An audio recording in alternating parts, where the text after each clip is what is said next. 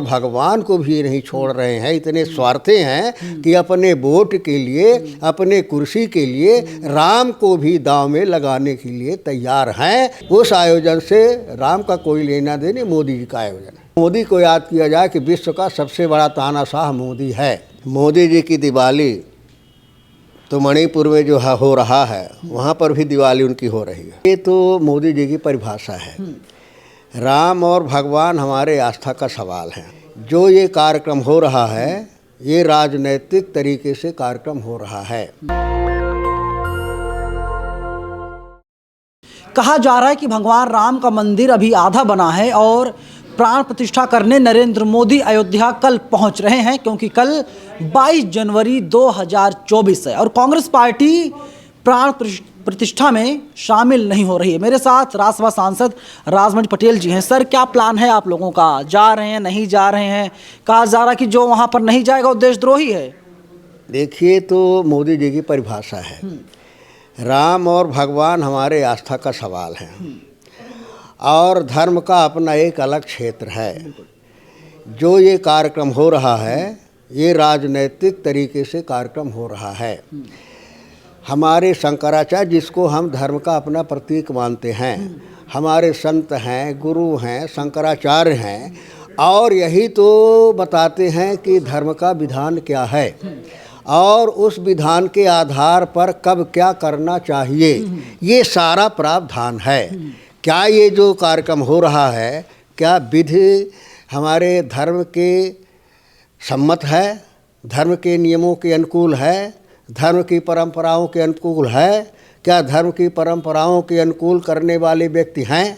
हमारे जो आस्था के प्रतीक हैं, हमारे शंकराचार्य हैं, हमारे साधु हैं, संत हैं, वो कह रहे हैं कि ये शुभ समय नहीं है और ये अधूरा मंदिर है। अधूरे मंदिर की प्राण प्रतिष्ठा हो ही नहीं सकती, धार्मिक विधान के आधार पर हो ही नहीं सकती है।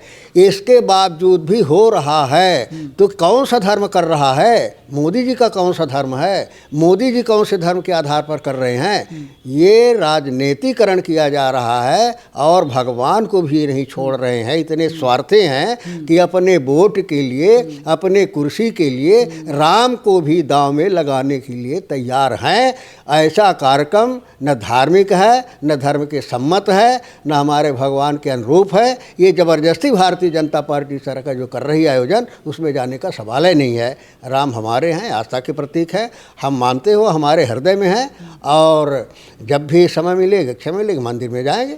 मंदिर सबका है। तो अभी क्यों नहीं जा रहे हैं? बुलावा तो आया ही होगा। बता रहे हैं ना कि हम धर्म पर विश्वास करते हैं, हम धार्मिक नहीं हैं, हम धर्म पर विश्वास करते हैं। तो हमारे धर्माचार्य बता रहे हैं कि अपशगुन है, इस मुहूर्त में नहीं हो रहा है, ये अधूरा है, अधूरे में नहीं होना चाहिए, और धार्मिक विधान है कि उसका कौन करेगा, किसके माध्यम से होगा, ये सारा प्रावधान है। तो जो सारे धार्मिक प्रावधानों के खिलाफ आयोजन है, वो आयोजन धार्मिक नहीं कहा जा सकता है।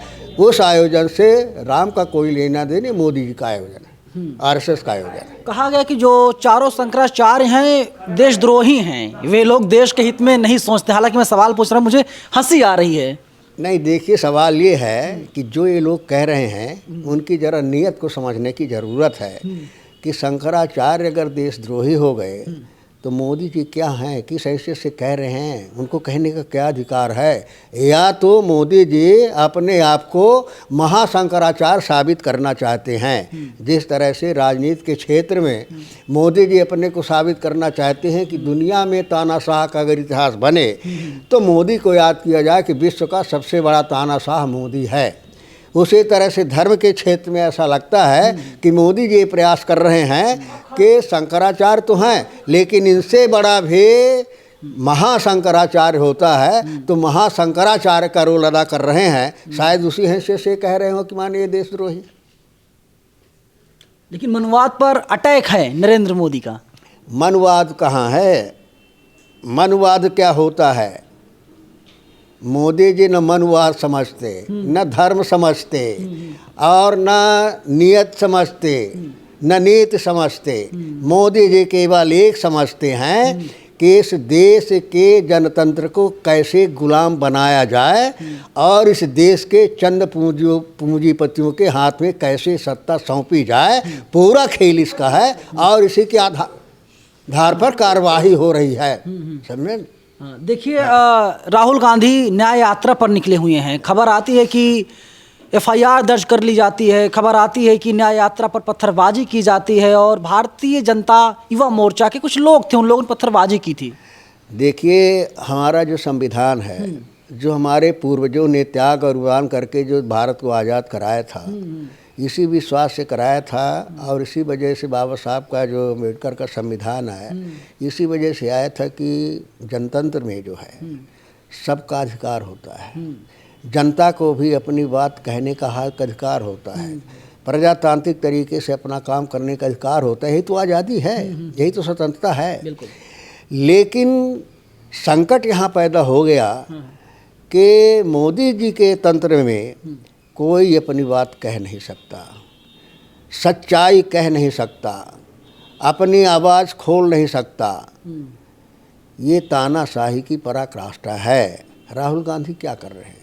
राहुल गांधी और कांग्रेस पार्टी, हम लोग सदन में इस जनतंत्र के मुद्दे को उठाना चाहते हैं। जनता की समस्या क्या है, बेरोजगारी का हालत क्या है, किस तरह से हमारे युवा बेरोजगार हो रहे हैं, आत्महत्या कर रहे हैं, किस तरह से देश में हमारी माताओं बहनों के साथ में खिलवाड़ हो रहा है, उनके भविष्य के साथ में, उनकी अस्मिता के साथ में क्या इस देश में हो रहा है, उस चीज़ को हम सदन में उठाना चाहें।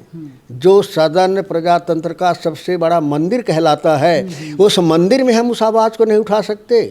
और अगर आवाज़ उठाते हैं तो उसको दबाने का प्रयास किया जाता है। उसका नतीजा प्रत्येक यही है कि आज हम जो है 150 सांसदों को निलंबित कर दिया गया। 11 सांसद तो आज भी निलंबित हैं, आज भी तलवार लटकी हुई है। ये क्या साबित करता है? ये जनतंत्र है, ये जनतंत्र का लक्षण है कि हम अपनी बात सदन में ही उठा सकते। उसी बात को लेकर के राहुल गांधी यही करते थे। राहुल गांधी की सदस्यता समाप्त की गई, लेकिन कोर्ट से उनको बहाल किया गया। और वही राहुल गांधी जनता के बीच में जा रहा है। जलते हुए मणिपुर में मोदी जी, आपको हर जगह समय है, आप धर्म की बात करते हो, मानव की बात करते हो, इंसानियत की बात करते हो, लेकिन जलते हुए मणिपुर में जहां हमारी माताओं बहनों को नंगा घुमाया गया, जहां सरेआम कत्लेआम हुआ और आज भी हो रहा है, उस स्थान पर आपको जाने का समय नहीं मिला। आपने वहां जाना उचित नहीं समझा। क्या यही आपका दायित्व है इंसानियत और मानवता के आधार पर? और एक वो नौजवान जो लोगों के दुख और दर्द को लेकर के गली गली छान रहा है, मणिपुर से यात्रा स्टार्ट किया, वही तो संदेश दे रहा है कि आपस में लड़ो नहीं, एक हो जाओ, संगठित हो जाओ, संगठित होकर के अपने हक अधिकार की आवाज़ उठाओ, स्वाभिमान सम्मान की रक्षा की बात करो, संविधान की रक्षा की बात करो। यही तो कह रहा है। कौन सा गुनाह कह रहा है? प्रजातंत्र ने यही अधिकार दिया है, उसी अधिकार के तहत तो अपनी बात को नहीं, जनता की बात को लेकर के जा रहा है। उसमें इनके दर्द हो रहा है, पीड़ा हो रही है कि राहुल गांधी आगे जा रहा है। ऐसा न हो कि जनता का विश्वास हमसे टूट जाए और राहुल गांधी को मिल जाए, कांग्रेस पार्टी को मिल जाए। इस वजह से जो है ये पत्थरबाजी और पोस्टर फाड़ने की कार्रवाई हो रही है। याद होगा आपको कि जब पहले यात्रा निकाला था तब भी कोविड के नाम पर ये बड़ा षड्यंत्र किया था कि मैंने किसी तरह यात्रा ना हो, कोविड है, तरह तरह से उसको बयानबाजी के माध्यम से डराने का प्रयास किया गया, कुछ हो जाएगा तो उनकी जिम्मेदारी हर तरह से। लेकिन राहुल गांधी का दृढ़ संकल्प था और उन्होंने निकाला और जनता का विश्वास मिला। तो डर रही बीजेपी, आप ये कह रहे हैं, डर क्यों रही बीजेपी? ये बड़ा सवाल है। देखिए, जो झूठा होता है सच्चाई से हमेशा डरता है और ये झूठे हैं, झूठ बोलते हैं, सच्चाई इनके पास नहीं है। राहुल गांधी सच्चाई की आवाज़ को उठा रहा है, इस वजह से ये डर रहे हैं कि अगर सच सामने आ गया इस देश की जनता के सामने, जनतंत्र के सामने, तो फिर हमारी दाल कहाँ पकेगी।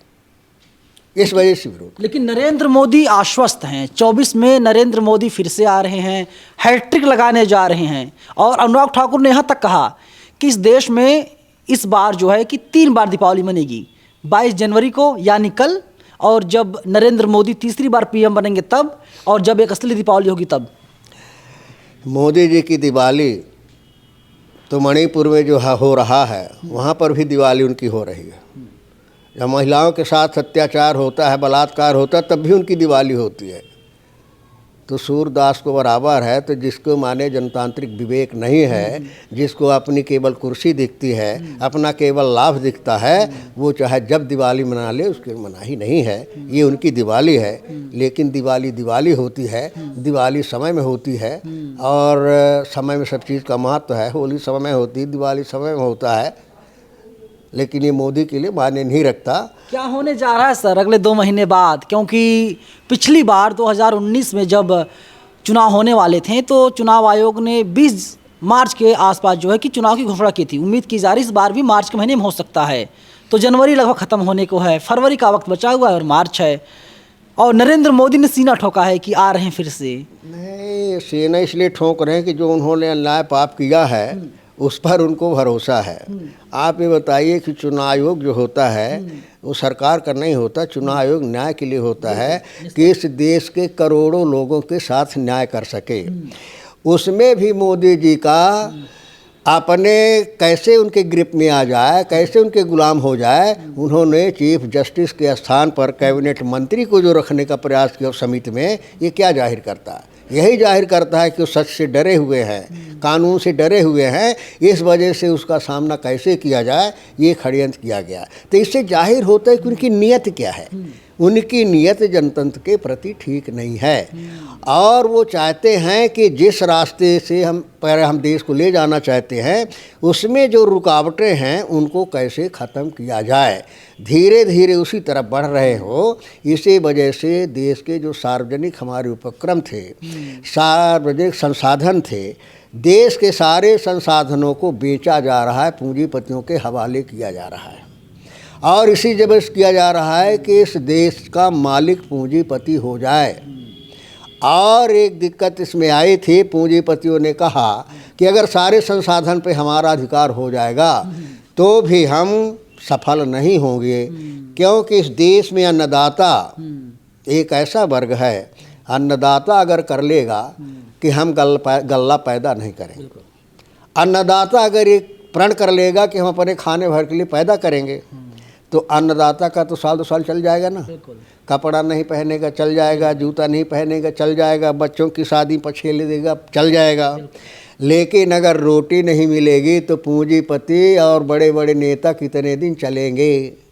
तो जब ये संकट पैदा हुआ तो मोदी जी ने बड़े सुनियोजित तरीके से 3 काले कानून लाए थे कृषि के, और इसी वजह से मकसद से लाए थे कि किसी तरह पूंजीपति का रोटी में भी कब्जा हो जाए। और जिस दिन संसाधन में कब्जा हो जाएगा, जिस दिन रोटी में कब्जा हो जाएगा, उस देश का मालिक कौन होगा? पूंजीपति होगा। और इस देश के 90% मेहनत करने वाले, श्रम करने वाले किसान, मजदूर, गरीब इनकी गुलामी करेंगे। ये व्यवस्था मोदी जी लाना चाहते हैं, जिसका ताना बोना बुन रहे हैं। लेकिन दलितों को, पिछड़ों को उनका हक और अधिकार मोदी जी दे रहे हैं, ऐसा दावा करते हैं। देखिए मध्य प्रदेश में यादव समाज से आने वाले व्यक्ति को उन्होंने मुख्यमंत्री बना दिया। मोदी जी बड़े सुनियोजित तरीके से काम करते हैं। मोदी जी का जो है कि मूर्ति में माला और विचारों में ताला। तो कोई भी समाज, कोई भी व्यक्ति, कोई भी राष्ट्र विचारों से बढ़ता है, मूर्तियों से नहीं बढ़ता है, एक व्यक्ति को पद देने से नहीं बढ़ता है। वही मोदी जी कर रहे हैं।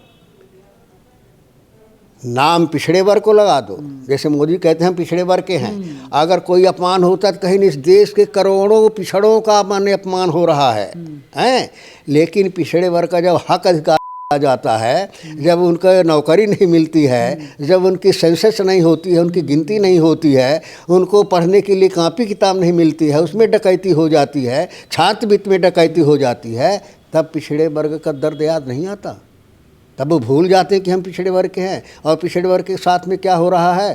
तो ये राजनीतिक तरीके से पिछड़े वर्ग का नाम, मुख में राम बगल में छुरी, नाम में पिछड़ा वर्ग है और काम में पूंजीपति। बिल्कुल, ये सवाल है कि जब चुनाव होते हैं तो कहा जाता है कि भैया तुम हिंदू हो, तुम बीजेपी के पक्ष में मतदान करो। लेकिन जब हिंदू में ही जो तमाम कैटेगरीज हैं, तमाम जातियाँ हैं, जब वे लोग हक और हुकूक की आवाज़ उठाते हैं तो नरेंद्र मोदी भी शांत हो जाते हैं। और अगर आपको भरोसा ना हो तो आप जाइए यूपी की राजधानी लखनऊ में, वहाँ पर कई साल से बच्चे आंदोलन कर रहे हैं, नौकरी की गुहार लगा रहे हैं, लेकिन यूपी की सरकार उन्हें नौकरी नहीं दे रही है। कैमरा पर्सन बॉबी के साथ में नवीन कुमार नंदन, national Dastak, Firoz Shah road, Delhi. National Dastak की आपसे गुजारिश है कि अगर इसको बचाना चाहते हैं तो नेशनल दस्तक को सब्सक्राइब करने के लिए रेड कलर के सब्सक्राइब बटन को दबाएं, फिर बेल आइकन की घंटी दबाएं। नेशनल दस्तक को बचाने के लिए बहुत जरूरी है कि हर खबर को शेयर करें, लाइक करें, कमेंट जरूर करें।